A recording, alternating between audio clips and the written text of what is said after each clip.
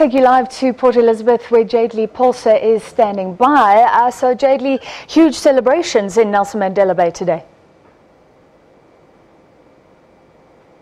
Indeed, it was a sense of euphoria after court, when the newly executive mayor, Mongameli Bobani, finally heard that he's, he can now no longer go as Athol's deputy mayor or the former deputy mayor. He is now the executive mayor of Nelson Mandela Bay. And, I spoke to him after court, and Francis, he was very happy, a lot of jubilation in the air. He was talking to his deputy AIC councillor, saying that, they've got a lot of work to do in the metro now, but also saying that they're going to be working with Athol Trollip, Councillor Athol Trollip, and saying that they're not going to have divisions within council, although there's a new maker, although there's a new leadership in the metro, but they really want to work as a collective moving forward.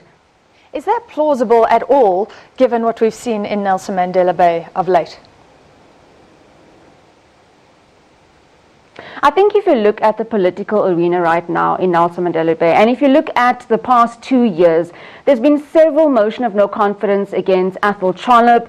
There's been several disruptions within council, so it was really hung in the balance. And looking at the deputy mayor, or rather should I say the new executive mayor, Mongameli Bobani, then Athol's deputy, he did come out saying then a year ago when he was ousted that he's going to come back, and he's going to come back with a vengeance. And he also said to, former Mayor Athol Trollip that he's going to take the mayoral position. So there's been a lot of turmoil in the metro, and with regards to that coalition, there's been a lot of flip-flopping, political flip-flopping. We've seen this with Patriotic Alliance Councillor Marlon Daniels. I mean, he's been leaving the DA-led coalition, the former DA-led coalition, several times. And I mean, he's brought 2 motion of no confidence against Athol Trollip. We've also seen the Patriotic Alliance leader, Gayton McKenzie, also writing scathing letters to Councillor Athol Trollip. So there's been a lot of flip-flopping with regards to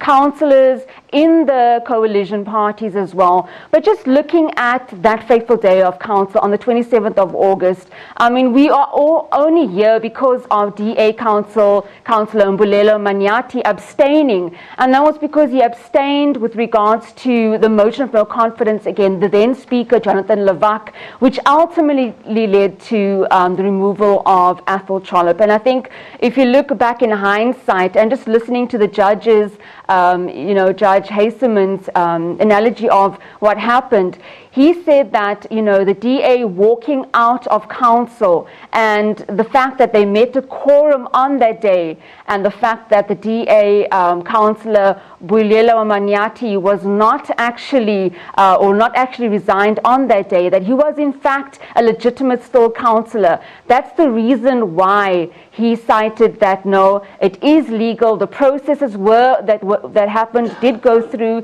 and the fact that the MEC sent someone to preside over council on that day, there was no legalities. They checked they ticked the check boxes, and everything that happened on council on the 27th of August was in fact legal. So going back to court, when we sat in the proceedings and we listened to the judge give his verdict, he basically said that the reason why the DA's application was dismissed is the fact that on that day, the DA councillor, Mbulelo Manyati, was still a council member, and that he was not, that he was not fired, or his tender was not his resignation was not brought forward. So that's the reason why we are here today. All right, so they were just enough to make a quorum. Thank you very much, Jayde-Leigh Paulse. And sure, the DA's Athol Trollip surviving so many votes of no confidence against him in the past, but now out, truly, a court has declared. Bongani?